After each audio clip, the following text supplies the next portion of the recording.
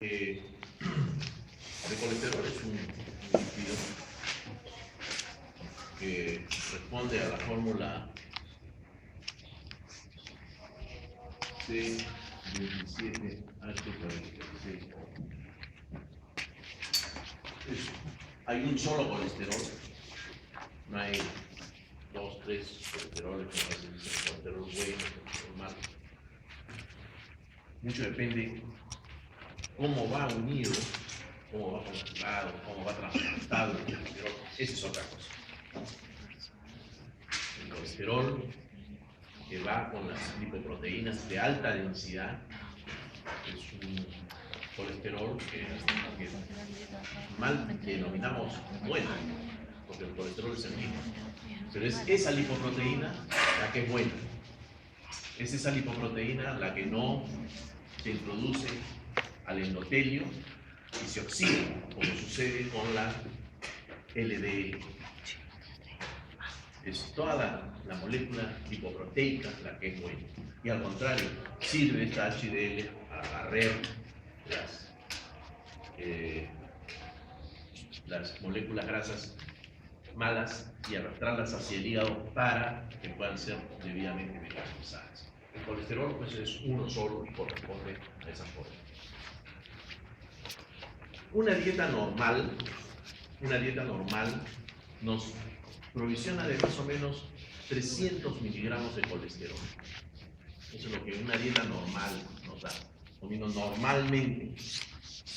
Eso es lo que nos proporciona una dieta diariamente, 300 miligramos de colesterol.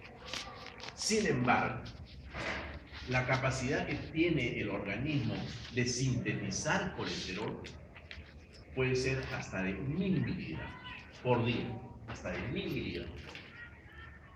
De ahí pues de que cuando ustedes vayan a ver luego ya de médicos, pacientes que dicen, yo hago una dieta estricta, yo no como grasas, yo no como vísceras, yo no como carne roja, pero yo no sé por qué tengo el colesterol tan alto. Y es que ese colesterol no es el producto de la dieta, sino es el producto de su síntesis. O sea, ese paciente, esa persona, sintetiza mucho colesterol. Los alimentos que normalmente nos proporcionan el colesterol dietético son las carnes rojas, las vísceras, los embutidos, los mariscos, las conchitas, los camarones, la leche también y la yema de huevo.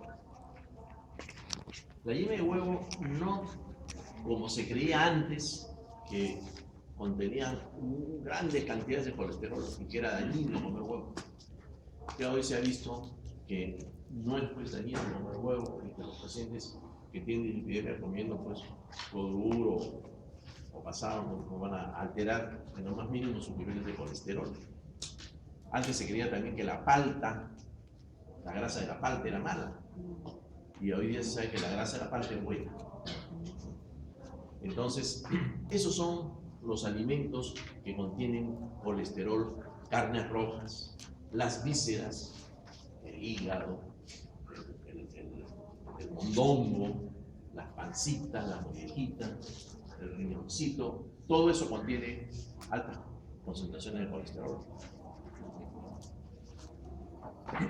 Y los mariscos, sobre todo la conchita, ¿no?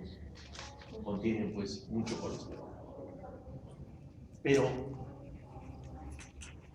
decía de que el colesterol se sintetiza en el organismo, ¿no? Y que esa capacidad de síntesis que tiene el organismo de colesterol muchas veces es el factor determinante de una hipercolesterolemia, más no la dieta.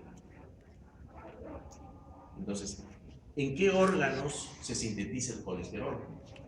El colesterol se sintetiza en el hígado, básicamente, en el intestino, ¿no?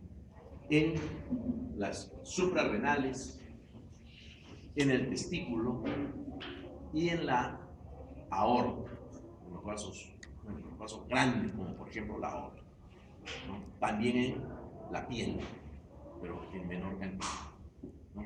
Son los órganos en los cuales se sintetiza este colesterol, siendo los órganos predominantes o de mayor importancia básicamente el hígado y el intestino, sobre todo el hígado. El 60% del colesterol se sintetiza en el hígado. ¿Y para qué sirve el colesterol? ¿Cuál es la utilidad que se le da al colesterol? El colesterol, pues, es un constituyente de las membranas celulares, pero sirve para la síntesis de otros. Por ejemplo, los corticoides. Los corticoides se sintetizan, los glucocorticoides se sintetizan a partir del colesterol. Las hormonas sexuales se sintetizan a partir de colesterol.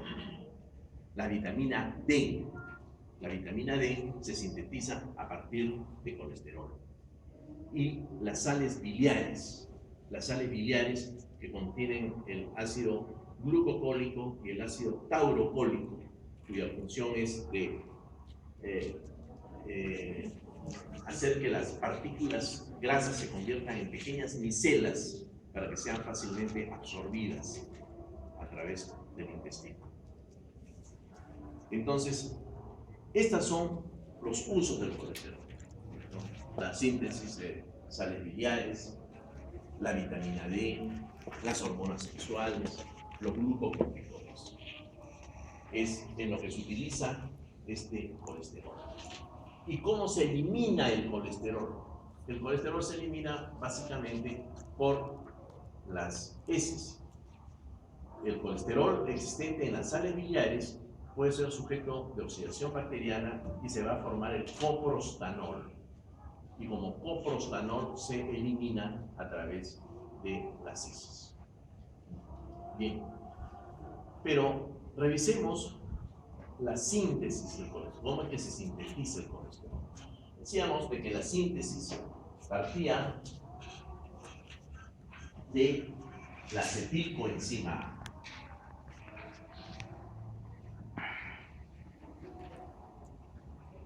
Esta acetilcoenzima A, que ya vimos de dónde provenía en la clase anterior, del producto de la beta-oxidación de los ácidos grasos, y también del metabolismo de la glucosa. Esta acetilcoenzima A, vuelvo a repetir, tiene pues vías, no tiene caminos, rutas que recorrer. Lo ideal es el ingreso al ciclo de Krebs. La otra posibilidad es que esta acetilcoenzima A por vía inversa al mecanismo de beta-oxidación, dentro de la mitocondria, ¿no?, se sinteticen más ácidos grasos. O por fuera de la mitocondria, ¿no?, en la vía extramitocondrial, también se sinteticen ácidos grasos a partir de acetilcoenzima A. Lo hemos revisado en la clase anterior, por acción de esa transacilasa, ¿no?, y al final se formaba el ácido palmítico, ¿no? Tenía también las posibilidades, esta acetilcoenzima A, de ir a la síntesis de los cuerpos cetónicos, beta-hidroxibutírico, ácido acético y acetona. Pero la otra alternativa es que esta acetilcoenzima A nos dé colesterol. ¿Y qué es lo que vamos a ver en esta clase? ¿Cómo es esta síntesis de colesterol? Esta síntesis de colesterol es importante que ustedes, no voy a poner toda la forma porque sería ocioso, pero basta con que rotulemos bien los nombres. Esto es importante porque en el proceso de la síntesis hay un momento donde ocurre la regulación de la síntesis de colesterol. Y es donde van a actuar los fármacos que hoy en día se utilizan para el control de la hipercolesterolemia, de la hiperlipidemia. Entonces, el primer paso es que esta acetilcoenzima A, por acción de una tiolasa, incorpora a una coenzima A. Y se forma la acetil coenzima A. Acetoacetil coenzima A. Esta acetoacetilcoenzima A se conjuga con otra molécula de acetilcoenzima A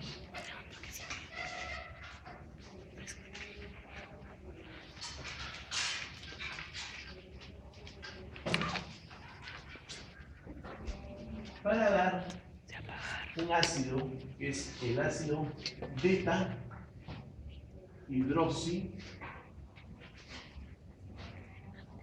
metil glutaril coenzima A. El beta hidroxi metil glutaril coenzima A. Hay dos lugares donde se sintetizan este beta-hidroximetilglutaril coenzima A. Uno es en la fracción citosólica, y la síntesis es exactamente la misma. Uno es en la fracción citosólica. Ese beta-hidroximetilglutaril coenzima A que se sintetiza en la fracción citosólica es la que sirve para la síntesis del colesterol. Pero aquel beta-hidroximetilglutaril coenzima A que se sintetiza dentro de la mitocondria, es la que sirve para la síntesis de los cuerpos cetónicos. Pero es el mismo compuesto. Es exactamente el mismo compuesto. Entonces tenemos el beta-hidroximetilglutaril coenzima A. Este beta-hidroximetilglutaril coenzima A, por acción de una reductasa,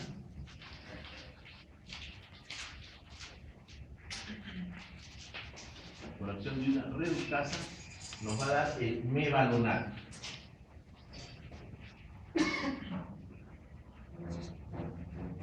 El mevalonato.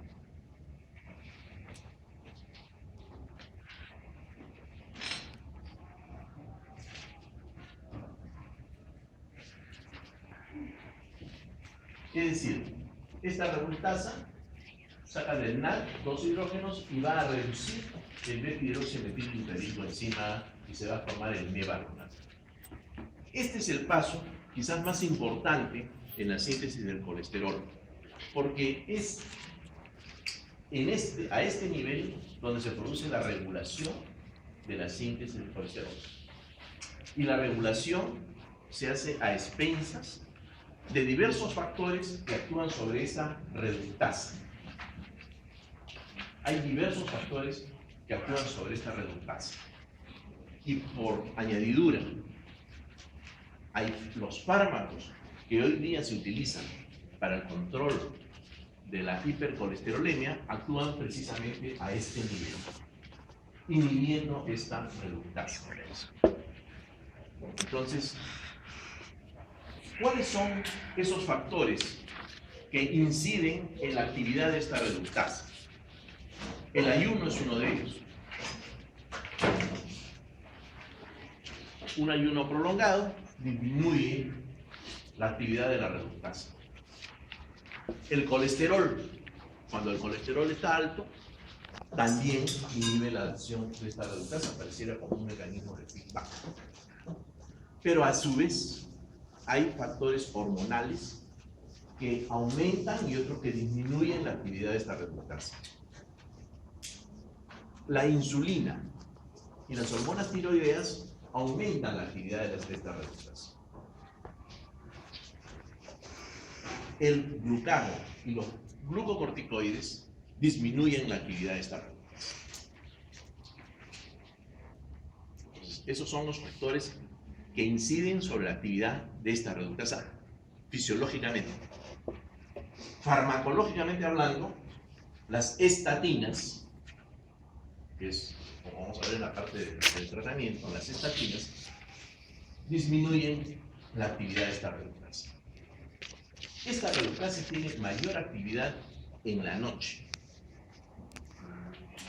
Y es por eso que cuando nosotros administramos las estatinas, y las hay de diversos tipos, como vamos a ver al final, le decimos al paciente no tome su pastilla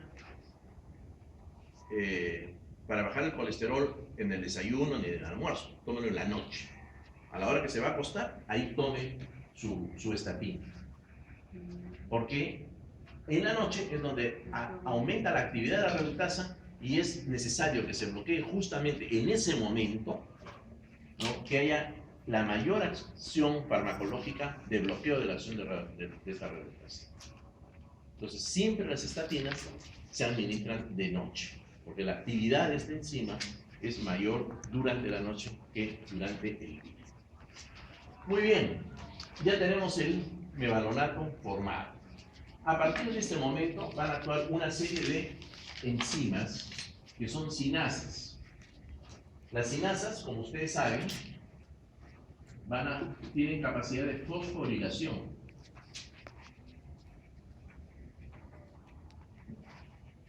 Utilizando el consumo siempre de ATP que pasa a ADP, se va a formar el mevalonato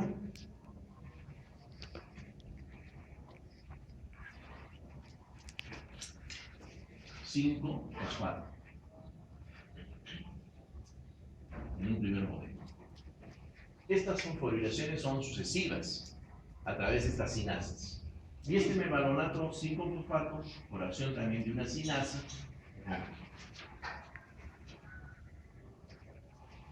consumo de ATP, magnesio como cofactor, que nos va a formar el mevalonato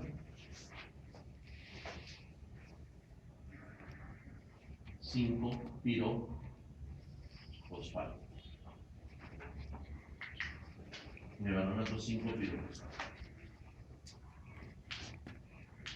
Este mevalonato 5-pirofosfato se vuelve a fosforilar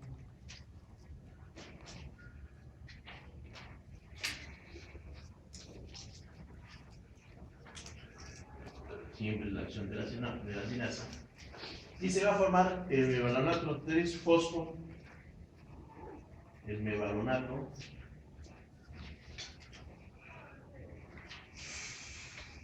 3-fosfo 5-pirofosfato.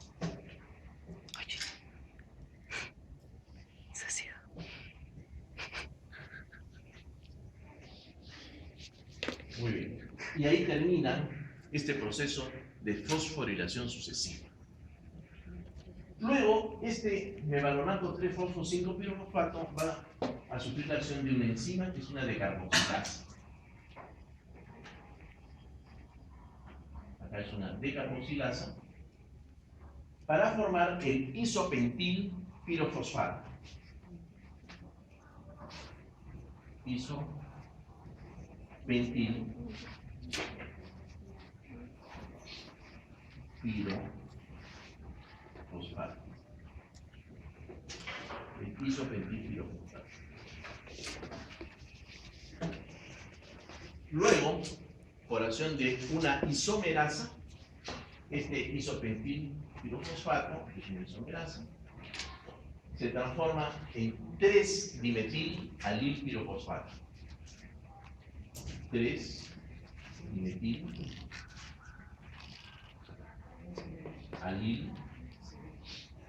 pirofosfato. 3-dimetil pirofosfato. Luego viene la acción de dos. Ya no pinta bien. Luego viene la acción de dos transferasas, de tal suerte de que este 3-dimetil pirofosfato, por acción de una transferasa, se transforma en geranil pirofosfato.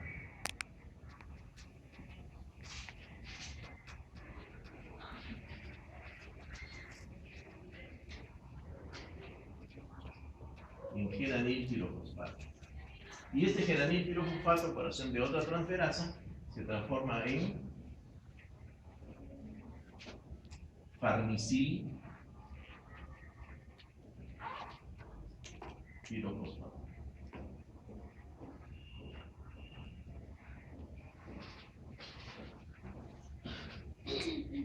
Finalmente, este farnicil pirofosfato por acción de una sintetasa.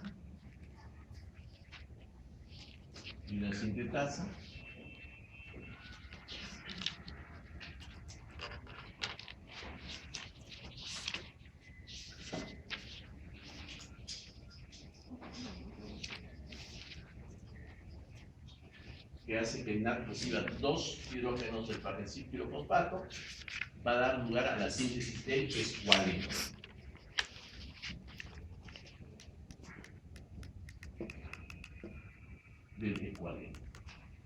Acá se forma el núcleo del escualeno.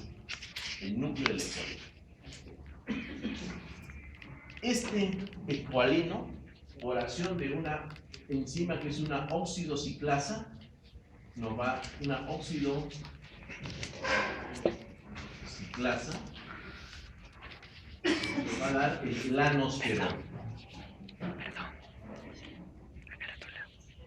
Nos va a dar el lanosterol.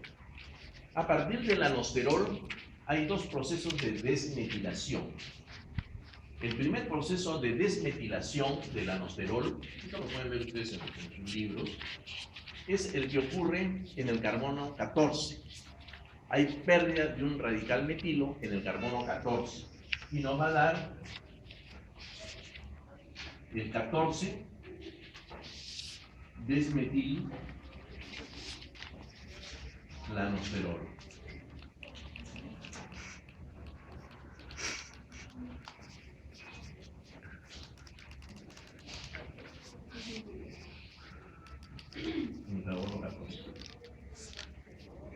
Este 14 de metilanosterol va a perder otros dos grupos metilos en el carbono 4 y se forma el simosterol.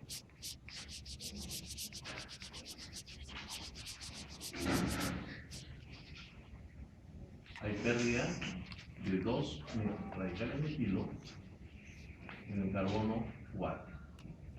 Y tenemos el simosterol.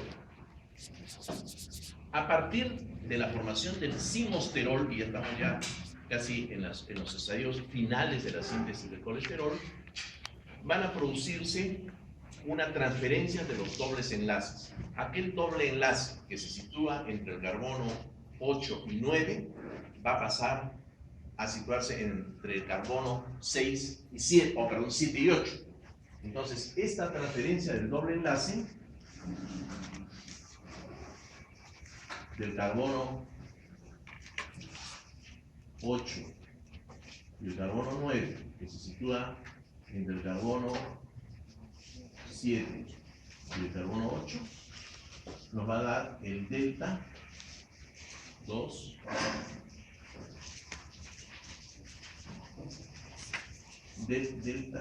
delta 724 colesta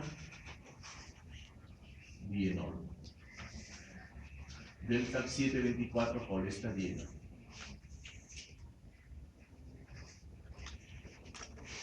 Este delta 724 colesta dienol, producto de la transferencia del doble enlace del carbono 8 y 9 del simosterol al 7 y 8, formando el delta 724 colesta dienol, va a sufrir una segunda transposición del doble enlace a la posición del 6 del C7 y C8, va a pasar al C5, C6, para formar el desmosterol.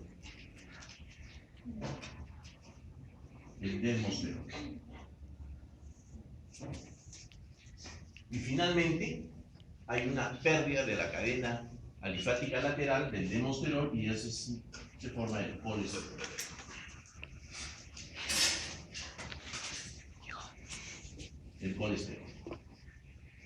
Este es el proceso de la síntesis del colesterol, que tiene, como dije al inicio de clases, su origen a partir de la acetilcoenzima A.